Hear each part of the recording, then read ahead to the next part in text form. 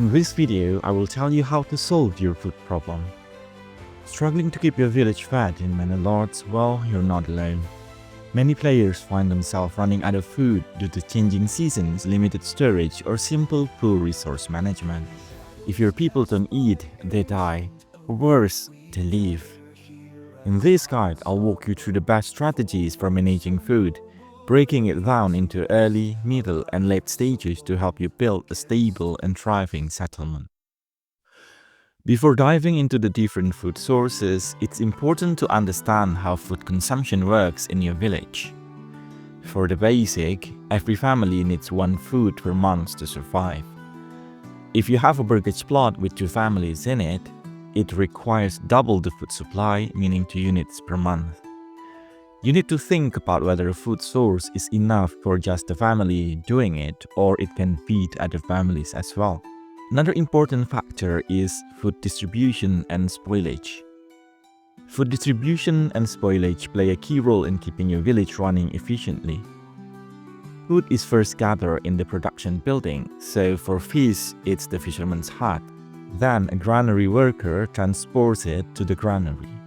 From there, the granary worker moves it to the market stall where it can be consumed by the burgage plots.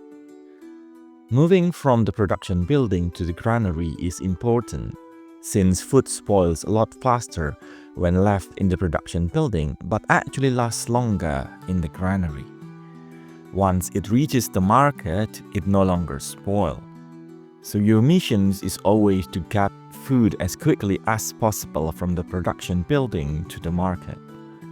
To optimize that, it's best to place granaries close to the main food production sources and markets nearby as well. For example, I place a granary near the fisherman's hut and another close to apple orchards and vegetable gardens, with the market next to the granary. With that in mind, let's look at our early food sources. When you first start, your best food sources are hunting, foraging, and fishing. These give you food quickly, but each has its own limitations. If you think about farming now, well, don't. Farming is too slow, it takes too many resources, and it's not exactly a viable option in the early game. Hunting is a solid option because it provides both meats and hides. But there's a catch. If storage fills up with too many hides, hunters will stop working, even if the pantry is empty of meat. This makes hunting quite unreliable, but you do need the hides to upgrade the burgage from level 1 to level 2, so it's still essential. Overhunting is another issue. If you kill too many deer, they won't come back, leaving you without a steady food source. The default setting is 50%. Meaning hunters will only take half of the deer population so they can repopulate.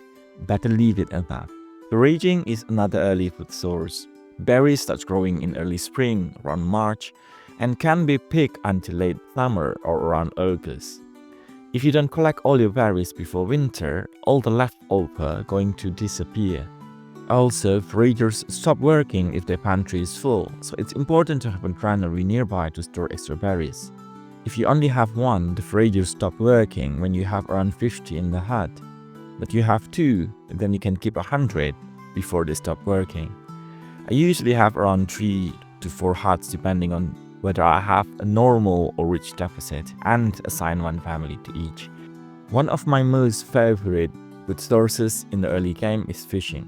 Fishing is hands down the best, most reliable early game food sources.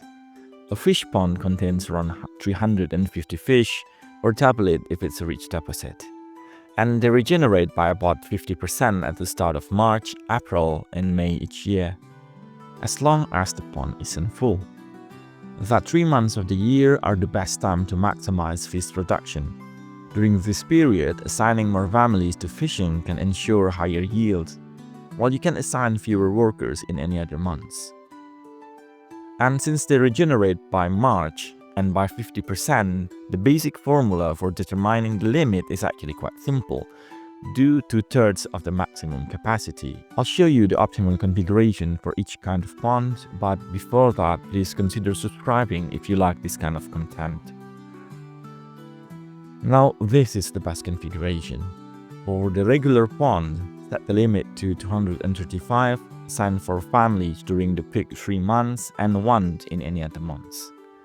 If you have a rich pond, then set the limit to 370, set 5 families during the 3 peak months, and for the other months it's just 2.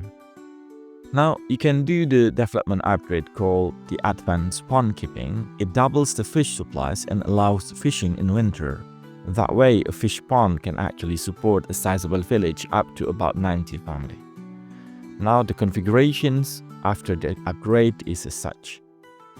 For regular pond, set the limit to 370, assign 5 families during peak months and 2 in other months.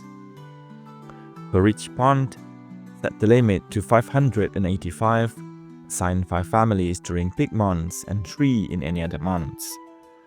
Like other food sources, the fisherman's hut will stop working if it becomes full, so having a granary nearby to store extra fish is essential. If you find a rich fish deposit, or after you've upgraded the advanced pond keeping, setting up multiple fisherman's hut will yield the best result. Instead of assigning multiple families to a single hut, I prefer building separate huts with fewer families to maximize storage capacity. Spoilage is another factor to consider, since fish go bad quickly when left in the hut but last longer in the granary.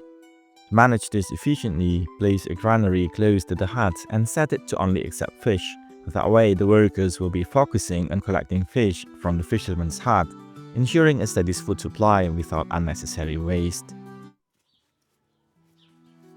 As your village expands into the middle game, you'll need to think about sustainable food options that require minimal upkeep.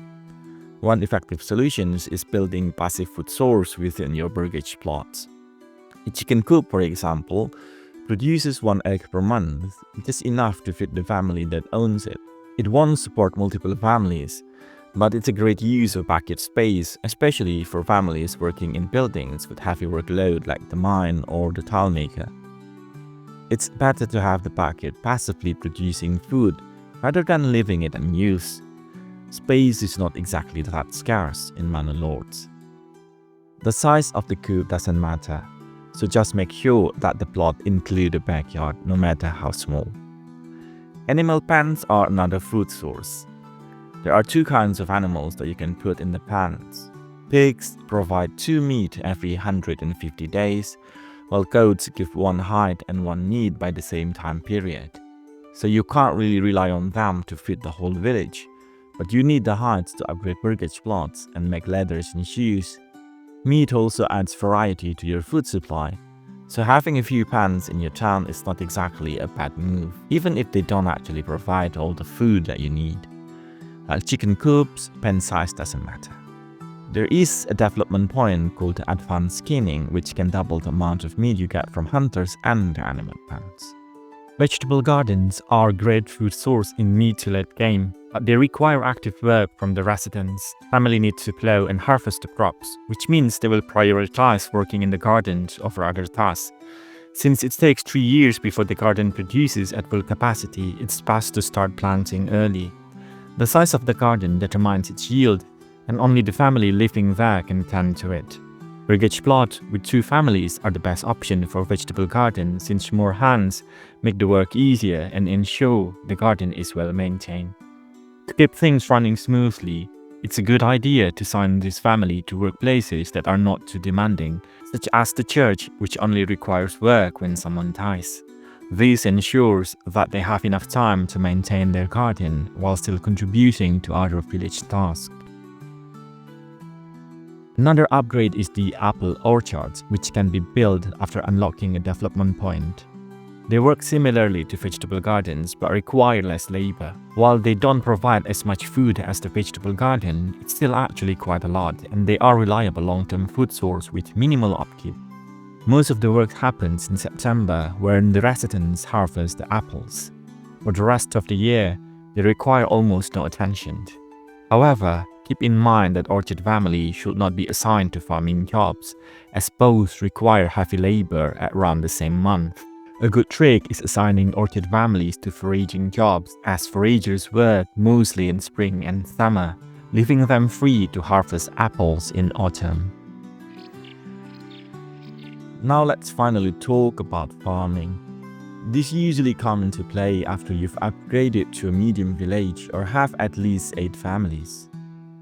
I strongly recommend waiting until you've unlocked the heavy plow upgrade before starting, as this allows the family to work on a set of 9 fields in rotation. With this setup, you can produce around 300 food per harvest, enough to feed a village of 15 families for 20 months. If you'd rather plow by hand, that works too, though it's not going to be as efficient. Before starting, always check the fertility of the land. Green is always the best, but yellow can still work. To begin farming, build a field first, then a farmhouse. If you're plowing by hand, keep in mind that one family can work about 0.7 morgen of land. Once the field is ready, click on it to choose which crop to plant. Wheat and rye are used for making bread.